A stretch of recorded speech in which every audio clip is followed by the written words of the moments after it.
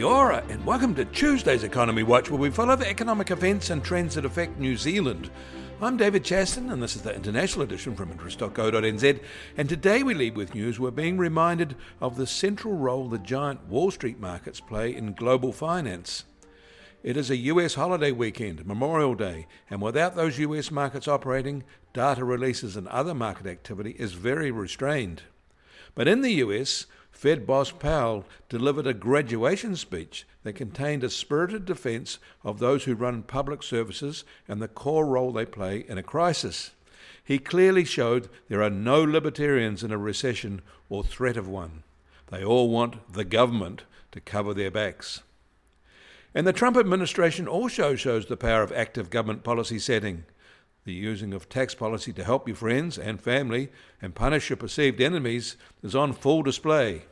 And the use of tariffs to screw the scrum as a lever also shows that clearly. From his bully-pulpit, Trump has delayed a punitive tariff threat on EU goods to July the 9th. It was enough to depress the US dollar on the capricious uncertainty, and the euro has hit a one-month high. And we should note that American hot-rolled steel prices are now $900 a tonne, which is 29% higher than when Trump's tariff actions started to take shape at the start of 2025. These are policies that are embedding sharp producer price inflation there. And of course, they will rise from here as tariff pressure builds on other efficient manufacturers outside the US. You can contrast that with Chinese steel prices. We don't have hot-rolled steel prices for China to hand, but we do have rebar steel prices there, and they are now at $425 a tonne, down from $460 a tonne at the start of 2025, so a 7.5% decrease. The crude matching of the US and China steel price shifts suggests that Chinese sourced products have gained a 35% advantage in the period, largely offsetting the tariff actions. It is American consumers paying for all this infantile policy making.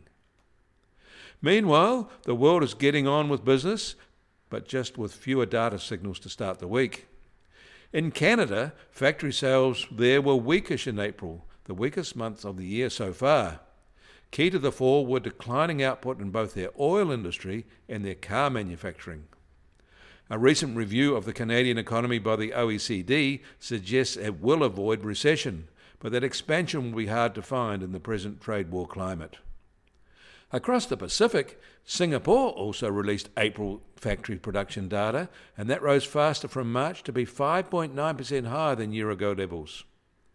The US Treasury 10-year yield is now at 4.51% and unchanged from yesterday while the New York bond market was closed.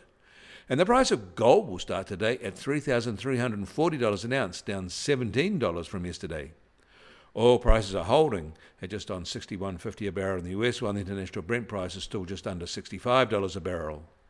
And the Kiwi dollar is still at 60 US cents, up 10 basis points from this time yesterday.